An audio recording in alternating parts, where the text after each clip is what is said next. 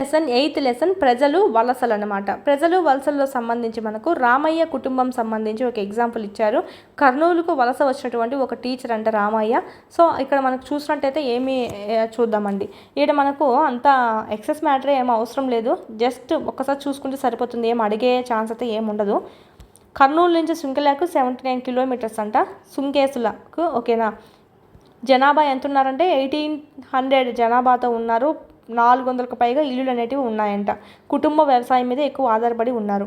ఈ విధంగా మనకు నంద్యాలకు వెళ్ళాలన్నా కూడా 57 కిలోమీటర్లు అనేది ఉంటుందంట అక్కడి నుంచి, సుంకేసుల నుంచి. 1970లో ఊరిలో వారికి చదువు సంబంధించి ప్రభుత్వ పాఠశాల అనేది ఉంది. ప్రాథమిక పాఠశాల 1 to 3 ఉందన్నమాట. అయితే మనకు ఇప్పట్లో అయితే 5th క్లాస్ వరకు ఉంటుంది, అప్పట్లో 1 to 3 వరకే ఉండింది. అక్కడ వరకు చదువుకునే వాళ్ళు. ఓకే, తర్వాత హై స్టడీస్కి రామాపురం వెళ్ళాల్సి వచ్చేదంట. 4th to 7th వరకు చదివారనమాట అక్కడ. సో నెక్స్ట్ ఉన్నత పాఠశాలకు వెళ్ళడానికి ఒక 20 కిలోమీటర్స్ దూరం వెళ్ళాలంట.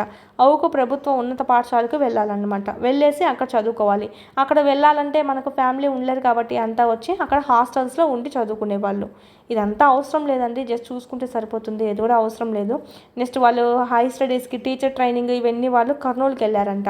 ఓకే, అతను చదువు ఎలా అయిందనేది ఇక్కడ చెప్తున్నారు. అంటే చూడండి, ఇక్కడ చదువు పెరిగే కొద్దీ క్వాలిఫికేషన్ మనకి ఎక్కువ చదవాలి అనుకునే కొద్దీ మారాల్సి వస్తుంది. అంటే లాస్ట్కి పట్టణానికి వెళ్ళాల్సి వస్తుంది అన్నమాట. ఎక్కువ సౌకర్యాలకి వెళ్ళాల్సి వస్తుంది.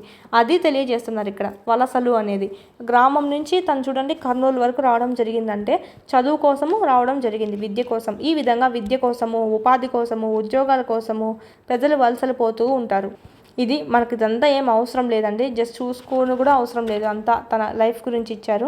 ఇక్కడ మనకు దేనికోసం వెళ్తూ ఉంటారు అంటే ప్రజలు విద్య కోసము, ఉపాధి కోసము, మెరుగైనటువంటి అవకాశాల కోసము పట్టణానికి వలస అనేది వెళ్తూ ఉంటారు అనేది చూసుకోవాలి, ఇంపార్టెంట్. ఈ వలస తీరుల్ని మనం వర్గీకరించడం, కొలవడం ఎలా అంటే వివిధ ఆర్థిక, సామాజిక, రాజకీయ కారణాల వల్ల వలసలు అనేటివి వాళ్ళు వెళ్తూ ఉంటారు. ఒక వ్యక్తి ఓకే వలస వెళ్ళిన వాళ్ళుగా గుర్తించడానికి జనాభా గణనవాళ్ళు 2 ప్రామాణికాలను ఉపయోగిస్తూ ఉంటారండి. జన్మస్థానం అనమాట, అంటే ఒక వ్యక్తి పుట్టిన ప్రదేశం ఎక్కడ ఉన్నది, ఎక్కడ పుట్టాడు, ఇంతకుముందు నివాసం ఉన్న స్థలం అనమాట. ఇంతకుముందు తను ఎక్కడ నివాసం ఉన్నాడు. ఓకేనా, మినిమమ్ 6 months ఉండాలండి. 6 months అంతకు మించి కనుక ఉంటే కనుక ఆ ప్రదేశానికి వాళ్ళని అక్కడి నుంచి అక్కడికి వలస వెళ్ళారు అనుకుంటారు. ఏదో 1 or 2 months ఉంటే కనుక వలస వెళ్ళినట్టుగా లెక్కించరు. మినిమం 6 months ఉండాలి. 6 కన్నా హై ఉంటే కనుక ఈ ప్రదేశంకి వేరే ప్రదేశం వెళ్తే కనుక నువ్వు వలస వెళ్ళావని చెప్పి అక్కడ పేర్కొంటారు అనమాట. సో కింద ఇచ్చారు, అదేం అవసరం లేదు. దేన్ని బేస్ చేసుకొని మనకి ఇలా చేస్తారు అంటే కనుక జన్మస్థానం బట్టి, ఇంతకుముందు నివాసం ఉన్న స్థలం బట్టి వీళ్ళు 2 ప్రామాణికాలను యూజ్ చేసి వాళ్ళు గుర్తించడం అనేది జరుగుతుందన్నమాట, వలసలు అనేటివి. ఇది చూసుకోవాలి అంతే. భారతదేశంలో 2011 జనాభా లెక్కల ప్రకారము 30.7 ఓకేనా 30.7 కోట్ల మంది వలస వెళ్ళారంటే ఇంపార్టెంట్. ఇది గణనలు ఇంపార్టెంట్. అనేక కారణాల వల్ల వలసలు అనేటివి జరిగి ఉండొచ్చు. ఇదే ఒక కారణమే అని చెప్పలేము. ఆడవాళ్ళల్లో అయితే వివాహం కూడా ప్రధాన కారణంగా చెప్పచ్చు. ఒక డిస్టిక్ నుంచి ఇంకో డిస్టిక్కి వెళ్తారు. ఇప్పుడు దేశాలు కూడా మారే వాళ్ళు ఉన్నారు కదా వివాహం చేసుకొని. సో మగవాళ్ళలో అయితే కనుక ఏం చూస్తాము, ఉపాధి కోసం అన్వేషణ అనేది మనకి ఇక్కడ మెయిన్గా చెప్పచ్చు. ఉన్న ఊర్లో ఉపాధి తక్కువగా ఉంటుంది కాబట్టి, ఉపాధి అవకాశాలు తక్కువగా ఉంటాయి కాబట్టి, లేదంటే విద్య కోసం కూడా అక్కడ తక్కువగా ఉంటాయి కాబట్టి, స్కూల్స్ ఎక్కువ ఉండవు కదా, ఉన్నత పాఠశాలలు సంథింగ్ మనం ఏమైనా వృత్తి విద్యా కోర్సులు చేయాలన్నా ఉండవు. సో దట్స్ వై కూడా మనకి వలసలు వెళ్తూ ఉంటాం. వ్యాపారం సంబంధించి వెళ్తూ ఉంటాము. కుటుంబంలో కొన్ని గొడవల వల్ల కూడా వెళ్తూ ఉంటాము. ఇలాంటివన్నీ కారణాలన్నీ జనన సర్వేలో ప్రజల వలస కారణాలుగా పేర్కొన్నారంట. ఓకేనా, సర్వేలో తేలిందండి ఇదంతా. ఈ కారణాల వల్ల వలస వెళ్ళడం జరుగుతుందని చెప్పి. ఆ వలస వెళ్ళే వాళ్ళు కూడా అధిక శాతం మంది ఎలా ఉన్నారంటే తక్కువ దూరమే వెళ్తున్నారండి, ఎక్కువ దూరం వెళ్ళట్లేదు. 30.7 కోట్ల వలస వ్యక్తుల్లో 25.9 కోట్ల మంది రాష్ట్రంలోని ఒక భాగం నుంచి ఒక భాగం, లేదంటే ఒక పల్లె నుంచి ఒక గ్రామానికి, పల్లె నుంచి పట్టణానికి, అలా గ్రామం నుంచి పట్టణానికి వెళ్ళే వాళ్ళే ఎక్కువగా ఉన్నారంట. ఓకేనా, అక్కడక్కడే వలస వెళ్తూ ఉన్నారు. ఓకే, నెక్స్ట్ ఇలాగా వలస వెళ్ళిన వాళ్ళు 13% మంది ఒక రాష్ట్రం నుంచి మరొక రాష్ట్రానికి వెళ్తూ ఉన్నారన్నమాట. అంటే ఇక్కడ మనం ఏం చూసుకున్నాము, ఒక భాగం నుంచి మరొక భాగానికి, లేదంటే గ్రామాల నుంచి పట్టణానికి వెళ్ళే వాళ్ళు ఎక్కువగా ఉన్నారు. 25.9 కోట్ల మంది, ఈ క్రోర్స్ మంది ఉన్నారు. పర్సంటేజ్గా చూసుకున్నట్టయితే 84.2% అని చెప్పచ్చండి. నెక్స్ట్ ఒక రాష్ట్రం నుంచి ఇంకో రాష్ట్రానికి వెళ్ళే వాళ్ళైతే వలస వెళ్ళిన వాళ్ళు 13% వాళ్ళు ఇంతమంది ఉన్నారు. సో ఇది జస్ట్ చూసుకుంటే సరిపోతుంది. నెక్స్ట్ ఇక్కడ ఫిలప్ చేయమని ఇచ్చారు చూడండి, డి కాడ మీరు ఫిలప్ చేయండి అని ఇచ్చారు. మెయిన్గా చూసుకుంటే మొత్తం జనాభా ఎంతమంది ఉన్నారంటే ఇంతమంది 102 crores మంది ఉన్నారండి. 102 కోట్ల మంది. మొత్తం వలస చూసినట్టయితే 30 కోట్లు, మొత్తం వలస 30 కోట్లు. రాష్ట్రంలో వలసపోయిన వాళ్ళు చూసినట్టయితే రాష్ట్రంలోనే అంటే ఒక గ్రామం నుంచి పట్టణానికి ఇలా చూసిన వాళ్ళు అయితే కనుక 25 కోట్ల మంది అక్కడక్కడనే తిరిగే వాళ్ళు ఉన్నారు. ఇదే పైన చెప్పుకున్నాము. రాష్ట్రం బయట నుంచి వలస వచ్చిన వాళ్ళంట, ఇది మనల్ని కనుక్కోమన్నారండి. ఇది 84.2% అంట. ఓకేనా, ఇదంతా ఎంత 29.9%. ఇక్కడ మనం మొత్తానికి చూసుకున్నట్టయితే మొత్తం వలసలో 100%గా వేసుకుందాము 30 crores అని మొత్తం వలస. అందులో 13.8% కదా వీళ్ళు. సో ఎంత 100%కి 30 crores అయినప్పుడు 13.8కి ఎంత క్రాస్ మల్టిప్లికేషన్ 30 × 13.8/100 చూసుకుంటే 414/100 వస్తుంది. సో 4.14 అంటే ఏమని అర్థము, 4 కోట్ల మంది. 4 కోట్ల మంది రాష్ట్రం బయట నుంచి వలస వచ్చిన వారుగా ఉన్నారనమాట. సో ఇతర దేశాల నుంచి వలస వచ్చిన వారు 61 lakhs అండి, అంటే 2% మంది మాత్రమే ఉన్నారు. సో ఈ పర్సంటేజ్ బేస్ చేసుకొని కనుక్కోవచ్చు మనము. ఓకే, ఈ విధంగా మనకి ఇక్కడ ఒకవేళ నువ్వు ఇక్కడ థియరీ పరంగా చేసుకోవాలంటే ఈ విధంగా చేసుకోవచ్చు అని ఇచ్చారు. D/B అనమాట. ఇది ఏమో తెలియదు కాబట్టి ఇది 30 crores వేస్తావు, 30 crores × 100 అనేది వేసుకుంటాం. సో నేను చెప్పిందే ఈజీగా ఉంటుంది. 30 crores ఓకేనా, 100కి 30 crores అయినప్పుడు 13.8కి ఎంతమంది అనేది. ఓకేనా, సో ఇది చూసుకుంటే సరిపోతుంది. జస్ట్ ఇది కూడా అవసరం లేదు, పట్టికేం అడగరండి. ఇలాంటి మ్యాథ్స్లో అయితే వస్తాయి మనకు, పట్టికిచ్చేసి కనుక్కోండి. ఇలాంటి సోషల్లో రావు. కింద మనకు 3 పటాలు ఇచ్చారు. అక్కడ ఏంటంటే భారతదేశంలో ఉత్తర, తూర్పు, పడమర, దక్షిణ ప్రాంతాల మధ్య వలసలను ఈ పటాలు అనేవి చూపిస్తాయి. కింది పక్క చూపిస్తాము. గత సంవత్సరంలో అయితే 2001 నుంచి 11 సంవత్సరంలో అయితే గన అన్ని 10 ఏళ్లలో అయితే గన ఉత్తరప్రదేశ్, బీహారు, రాజస్థాను, మధ్యప్రదేశ్, ఆంధ్రప్రదేశ్, తెలంగాణ, ఛత్తీస్గఢ్, జార్ఖండ్, ఒడిస్సా, ఉత్తరాఖండ్, తమిళనాడు రాష్ట్రాల నుంచి ఢిల్లీకి, మహారాష్ట్రకి, గుజరాత్, హర్యానా, పంజాబ్, కర్ణాటక రాష్ట్రాలకు వలస వెళ్ళిపోయినారంట. ఎన్ని మెయిన్గా 1, 2, 3, 4, 5, 6 ఈ 6 రాష్ట్రాలకు ఎక్కువ వెళ్ళిపోయారు వలస. భారతదేశ రాజకీయ పటంలో ఇటీవల వలసలను గుర్తించండి అని ఇచ్చారు. ఒక రాష్ట్రం నుంచి మరొక రాష్ట్రానికి వలస వెళ్ళేలోని సారూప్యాలు, తేడాలంట. సో అదంతా అవసరం లేదు. చూసినట్టయితే మనకి కింద డయాగ్రామ్ చూడండి. డయాగ్రామ్లో భాగంగా గ్రామీణం నుంచి పట్టణానికి వెళ్ళిన వాళ్ళలో మనకి ఇది ఇచ్చారండి. నెక్స్ట్ ఇక్కడ ఏమిచ్చారు, పట్టణం నుంచి పట్టణానికి వెళ్ళిన వాళ్ళు, గ్రామం టు పట్టణము, పట్టణం నుంచి పట్టణానికి వెళ్ళిన వాళ్ళు. ఓకే, ట్రాన్స్ఫర్స్ ఉంటాయి కదా, అలాంటి వాళ్ళకి ఎక్కువగా చూడవచ్చు అనమాట. ఒక నగరం నుంచి ఇంకో నగరం ట్రాన్స్ఫర్స్ ఉండడము. ఈ విధంగా ప్రధాన అంతర రాష్ట్ర వలస మార్గాల అంచనా 2001 నుంచి 11 వరకు మనకి ఇక్కడ గణాంకాల ప్రకారము ఇక్కడ మనం చూసినట్టయితే అంతర రాష్ట్రం టు రాష్ట్రం అనమాట. ఈ ప్రధానంగా చూసినట్టయితే 10 ఉన్నాయి వలస మార్గాలు ఉత్తర, తూర్పు భారతదేశంలో ఉన్నాయన్నమాట.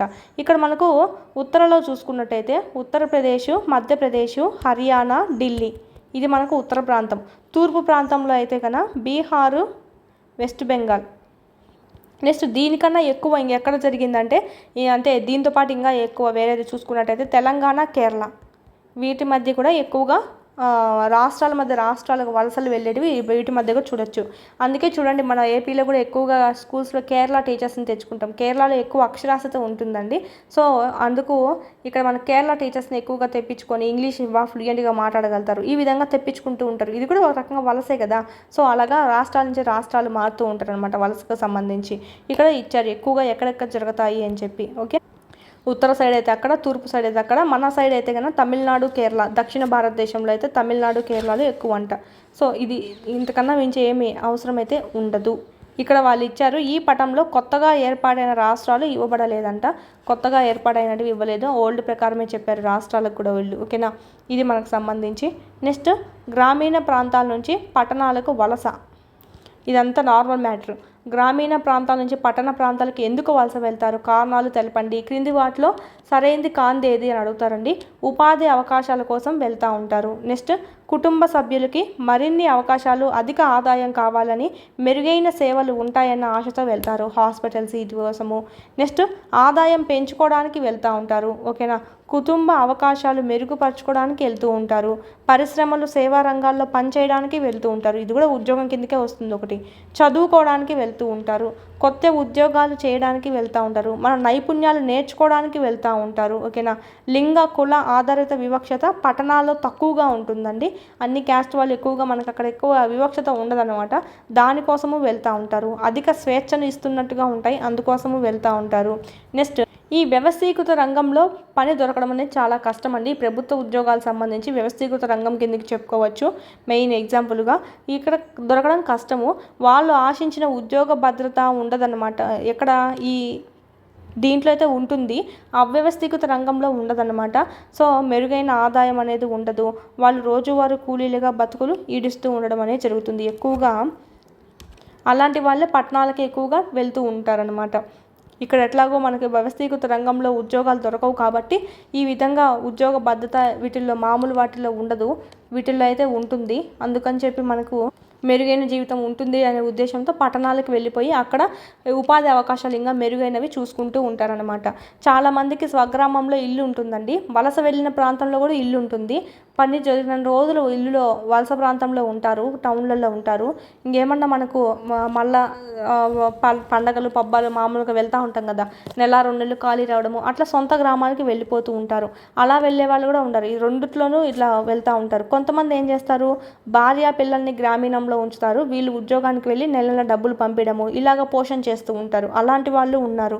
ఈ విధంగా ఇదంతా అవసరమే లేదు, జస్ట్ మనం చూసుకుంటే సరిపోతుంది. కారణాలు ఏంటివి అని తెలుపుతారండి.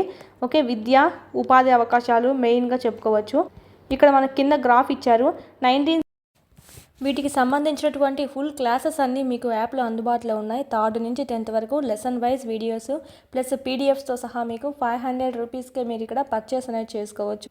3, 4, 5 ఈవీఎస్ అంతా మనకు యూట్యూబ్లో ఉండేది ఓల్డ్ కాబట్టి ఓల్డ్ డిస్ట్రిక్ట్స్ ప్రకారం ఉంది. సో ఇక్కడ మనకు న్యూ సిలబస్ న్యూ డిస్ట్రిక్ట్స్ ప్రకారం మీకు ఇక్కడ అప్డేట్ చేయడం జరిగింది. అదేవిధంగా 7th తెలుగు సంబంధించి మొత్తం కంప్లీట్ అయింది. 8th సంబంధించి కూడా మీకు యాప్లో అందుబాటులో ఉంది.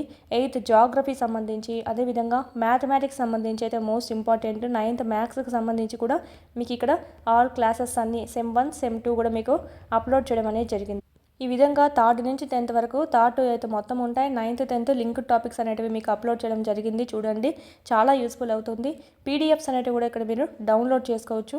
కంటెంట్ పీడిఎఫ్స్ మీరు మళ్ళీ టెక్స్ట్ బుక్ చదవాల్సిన అవసరం లేకుండా ఇక్కడే మీకు పీడిఎఫ్స్ కూడా డౌన్లోడ్ చేసుకుంటే మళ్ళీ టెక్స్ట్ బుక్ చదవాల్సిన అవసరం లేకుండా ఆడే మీకు క్విక్ రివిజన్ అనేది అయిపోతుంది. ఈ మీరు జిరాక్స్ కూడా చేసుకోవచ్చు. మీరు ఇక్కడ వీడియోస్ అనేటివి డైలీ వింటూ ఉండండి. క్లాస్ వైజ్ లెసన్ వైజ్ ఉన్నాయి.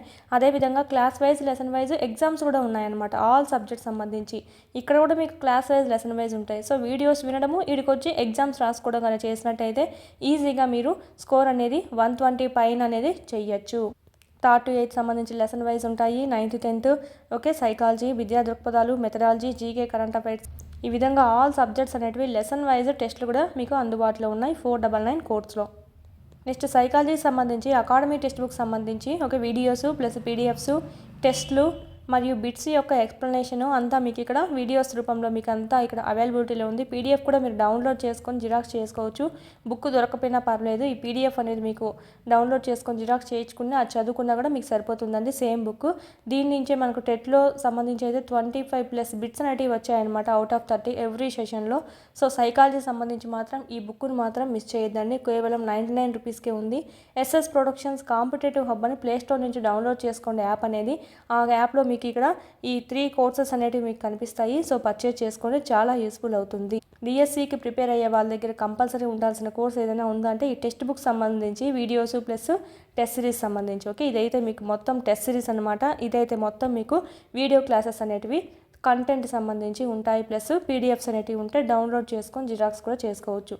వీటి లింకులన్నీ మీకు కింద డిస్క్రిప్షన్లో ఇవ్వడం జరిగింది, చూడండి, క్లాసెస్ అనేది వినండి.